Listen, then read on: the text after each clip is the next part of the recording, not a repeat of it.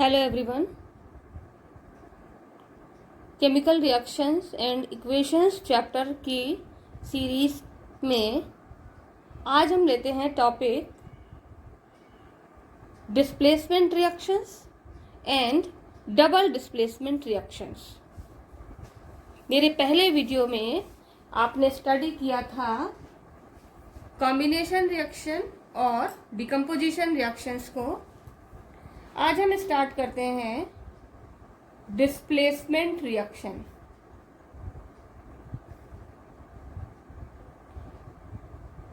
Displacement reactions ऐसी reactions होती हैं जिनमें एक कंपाउंड इसका एक्वस सॉल्यूशन ले लिया और दूसरा कंपाउंड सी लिया और कंपाउंड सी ने ए बी के बीच के बॉन्ड को ब्रेक किया और ए के साथ जुड़ करके ए सी बना लिया और बी पार्ट इसका रिमूव हो गया। ये सॉलिड था और यहाँ सॉलिड मिला। इस तरह की रिएक्शन तब पॉसिबल है जब ये जो सी है, सी कंपाउंड है या सी सब्सटेंस जो है, ये मोर रिएक्टिव हो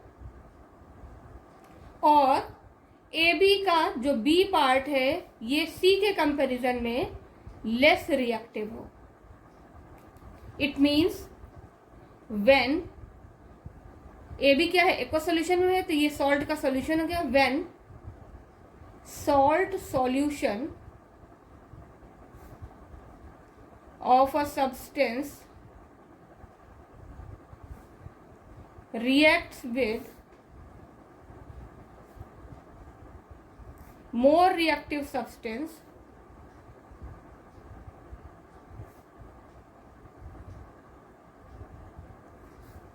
displacement take place. Displacement take place.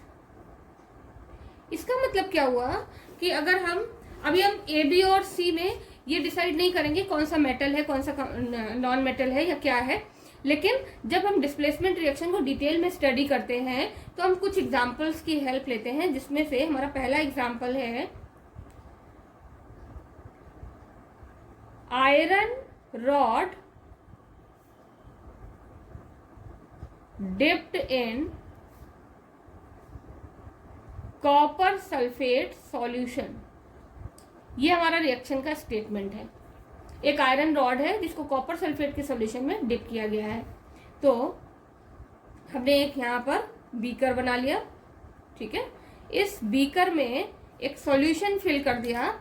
ये जो सॉल्यूशन था ये ब्लू कलर का सॉल्यूशन था, ठीक है।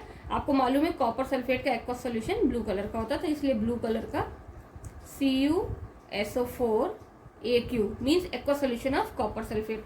अब इसके अंदर एक रॉड डिप की जो आयरन की रॉड थी, इस तरह से इट इज आयरन रॉड।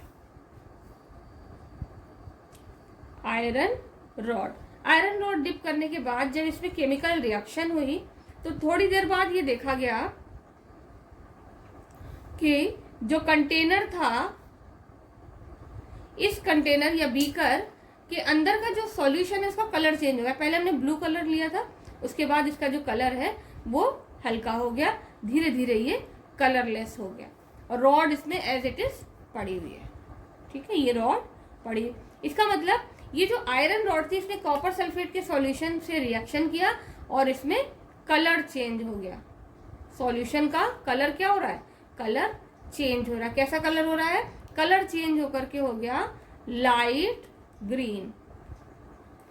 ये जो लाइट ग्रीन कलर हो गया ये किसी नए सब्सटेंस के फॉर्मेशन की वजह से हुआ और जो आयरन रॉड थी इसके ऊपर भी कुछ सब्सटेंस डिपॉजिट हो गया थोड़ा सा, ठीक है। ये रिएक्शन जब ऑब्जर्व हुई तो इसकी केमिकल इक्वेशन लिखी गई। केमिकल इक्वेशन में क्या था, aqueous solution of copper sulphate reacts with iron. तो आयरन में क्या है, Fe, आयरन का सिंबल Fe है, तो हमने लिख लिया Fe सॉलिड।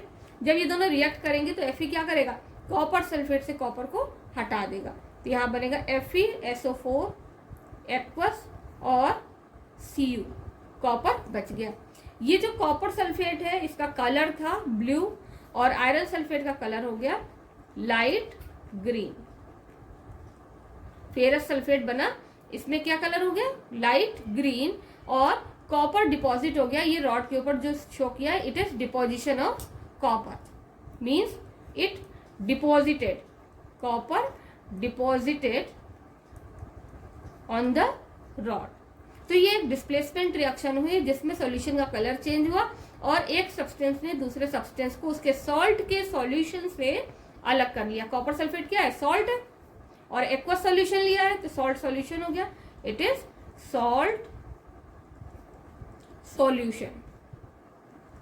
अब यहां पर जो रिएक्शन हुई वो रिएक्शन का नाम है displacement reaction.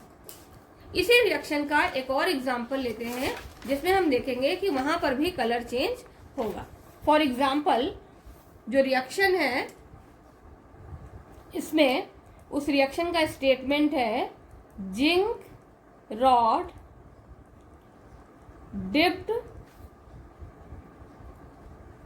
In copper sulphate solution, aqueous solution of copper sulphate. जब जिंक की रॉड को डिप करेंगे तब क्या होगा, CuSO4 aqueous, it is solution of copper sulphate and it is blue in colour. और इसमें हमने जिंक की रॉड को जब डिप किया, सॉलिड रॉड होगी जिंक की, तो जिंक भी जो है कॉपर से ज्यादा रिएक्टिव है, इसलिए इस जिंक ने कॉपर को डिस्प्लेस कर दिया और यहां बन गया ZnSO4 एक्वस, जिंक सल्फेट। ये जो कंपाउंड बना ये जिंक सल्फेट हुआ और इसका कलर होता है वाइट। तो स्टूडेंट्स को ये कलर भी याद रखना है कि जिंक सल्फेट के एक्वस सोल्यूशन का कलर वाइट होता है और साथ ही साथ इसमें कॉपर डिपॉजिट हुआ। जब कॉपर डिपॉजिट हो गया तो क्यों डिपॉजिट हुआ कॉपर, क्योंकि जिंक ने कॉपर सल्फेट के सोल्यूशन से कॉपर को डिस्प्लेस कर दिया। अब इसी में एक और एग्जांपल लेते हैं, when zinc rod dipped in FeSO4 solution. Zinc rod को हम फेरस सल्फेट के सॉल्यूशन में डिप करेंगे। जब हम जिंक रॉड को फेरस सल्फेट के सॉल्यूशन में डिप करेंगे, FeSO4 it is AQ means aqueous solution, it is called ferrous sulphate, it is ferrous sulphate solution and it is light green in colour. इसका colour कैसा है, light green colour है और zinc metal को हमने इसमें dip कर दिया। जिंक मेटल की यह है मेटल रॉड। जिंक मेटल की रॉड को जब हम डिप करते हैं तो जिंक मेटल फेरस सल्फेट से फेरस को यानी कि आयरन को डिस्प्लेस कर देता है। तो यहाँ बनता है जिंक सल्फेट ZnSO4 और आयरन डिपॉजिट हो जाता है। ये जो जिंक सल्फेट है it is white in colour. तो इसमें भी सॉल्यूशन का कलर कैसे चेंज होगा, लाइट ग्रीन से सॉल्यूशन का कलर वाइट हो जाएगा। तो ये भी रिएक्शन कैसी है, it is also displacement reaction. तो स्टूडेंट्स डिस्प्लेसमेंट रिएक्शंस के ये एग्जांपल्स देखने के बाद अगला जो टॉपिक है वो आता है double displacement reaction.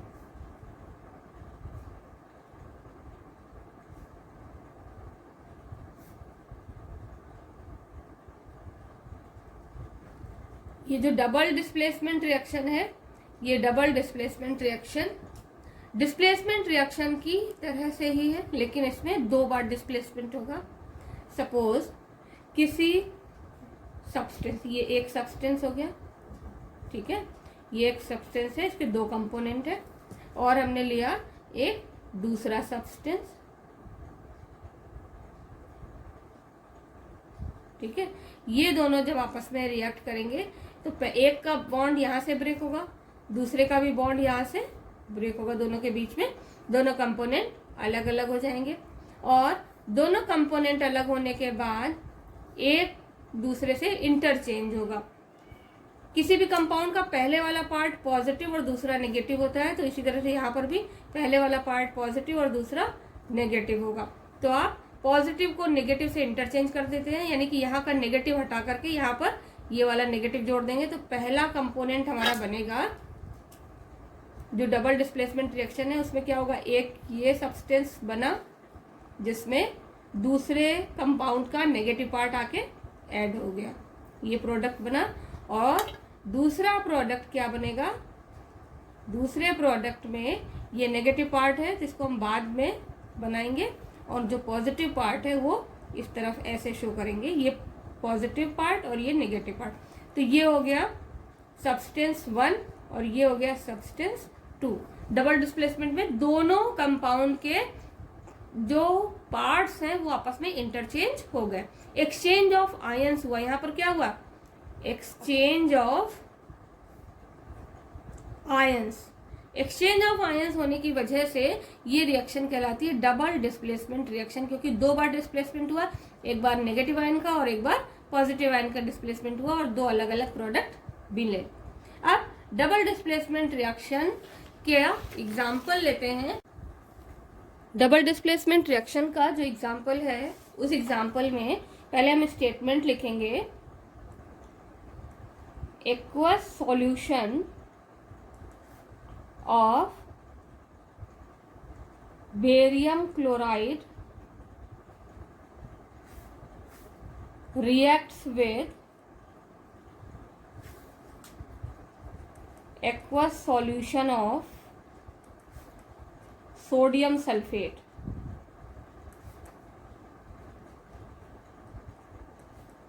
to give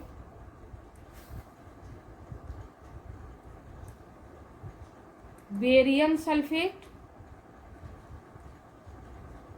and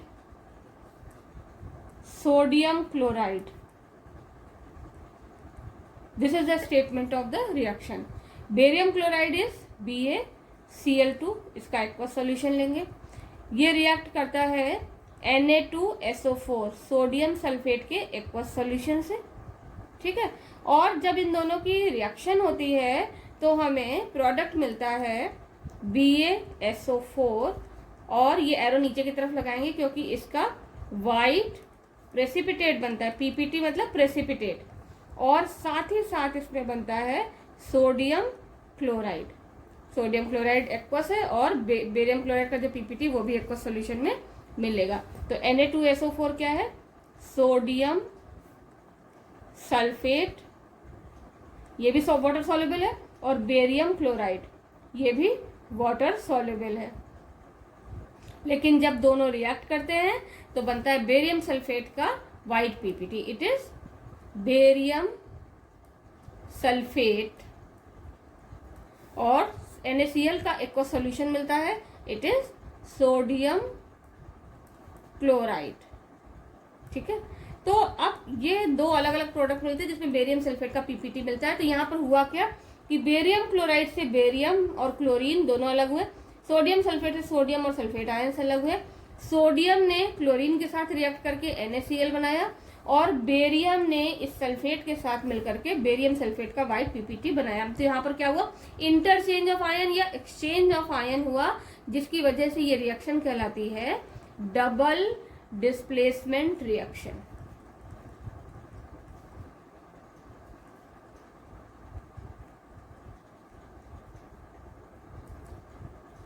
तो इस तरह से आज हम लोगों ने ये स्टडी की डिस्प्लेसमेंट रिएक्शन और डबल डिस्प्लेसमेंट रिएक्शंस।